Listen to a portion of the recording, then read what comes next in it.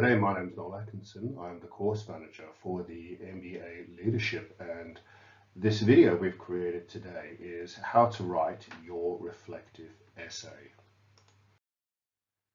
What is a reflective essay structure? Well, there are many ways to write a reflective essay, and the first thing I'd encourage you to do is do a Google search for reflectivessaytemplate.edu.au, and that will produce a lot of the different reflective essay templates and kind of restrict the search to Australian universities, which tend to be of a higher quality in terms of the templates they're suggesting.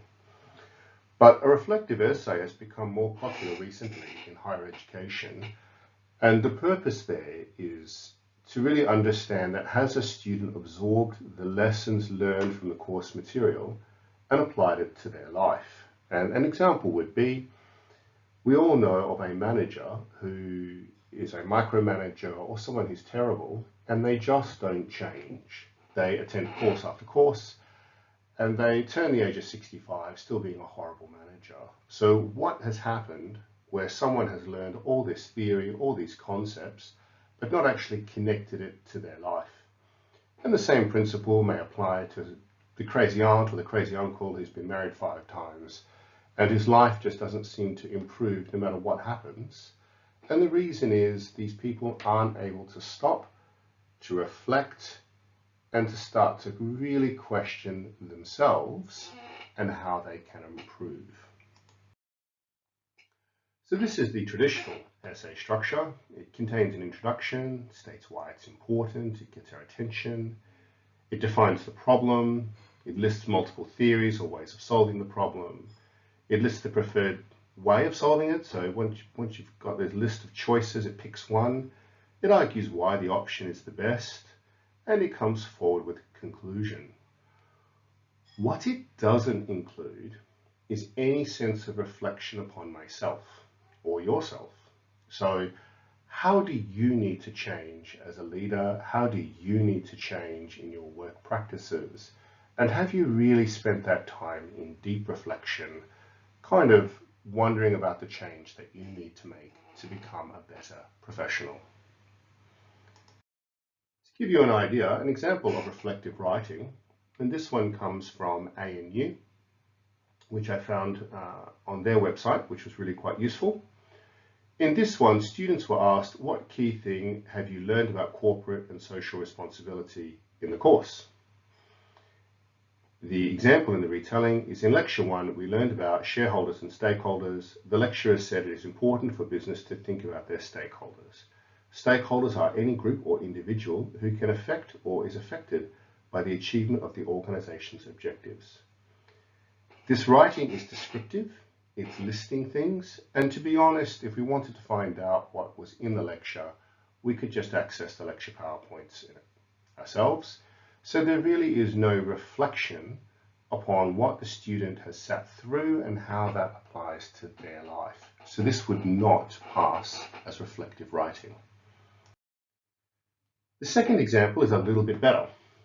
It says here, one of the most important things I've learned so far is the stakeholder view of the firm.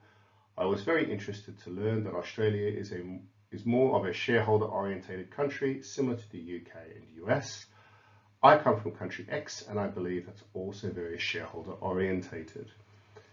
The writing involves a much more personal experience and has some integration to the course concepts such as stakeholders, but there's still not a real grip on the coursework and how it applies to the individual's life. This one is actually a really good example of reflection writing, and it's the notion of the stakeholder challenged many of my assumptions I have about the role of corporations in society. I hope to run my own business one day, and the distinction between stakeholders and shareholders really makes me think about what responsible leadership might look like. What I appreciate about Friedman's views is its simplicity, the idea that companies pursuing their own profits creates the best outcome for societies. And this one here really kind of shows why the student likes the theory. They're attracted to the simplicity. They're starting to build an argument, and it's a strong reflection upon themselves, their life, and their future career ambitions.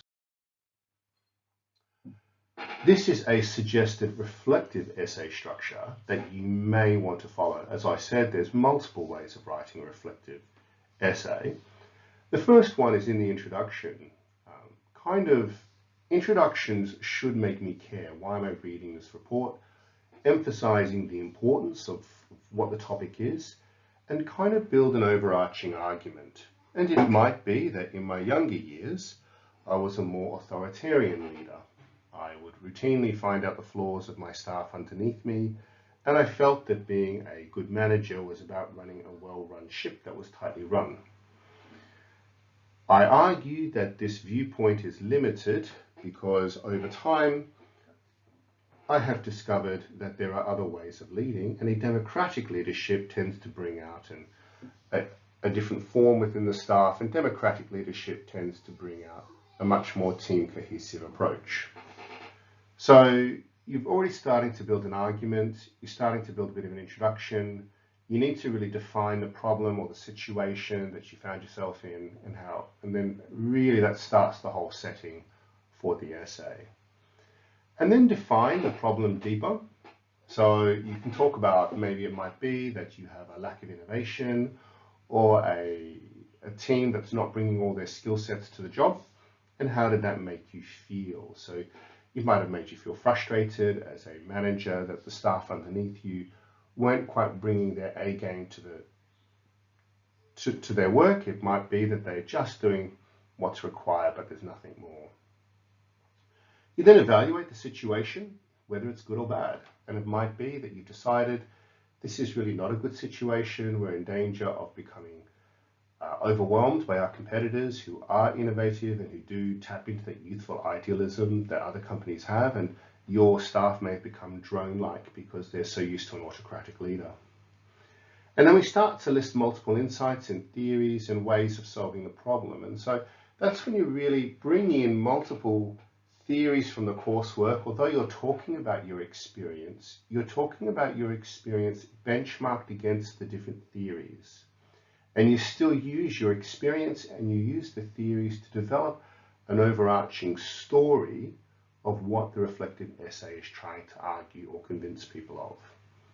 List the various insights that you've gained from problem solving, and it might be that as I've aged, I've understood that pointing out people's flaws, especially publicly, does achieve a short-term objective of them fearing you, but in the long term it also means they're not willing to help or go the extra mile.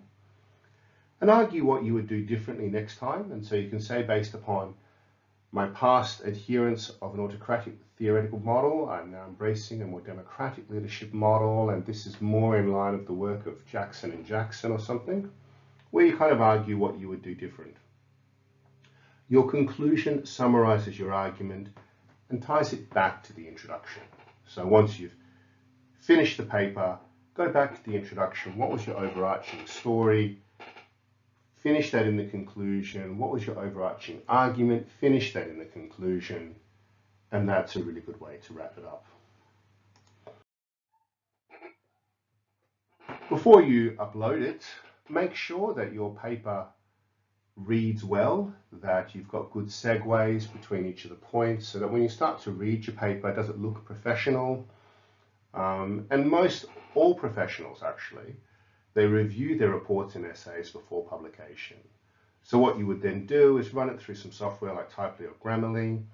You would find a graduate from the unit, come to the weekly student sessions, ask someone who is a graduate, not actually in the unit themselves, that's plagiarism, but someone who's a bit more advanced than you to check over your paper, and really making sure that you've tied the theories, the argument, and your personal experience together. Make the changes, work with your mentor, resend it until they're happy. Now, your mentor cannot touch the paper. That's academic misconduct. You have to do all the changes.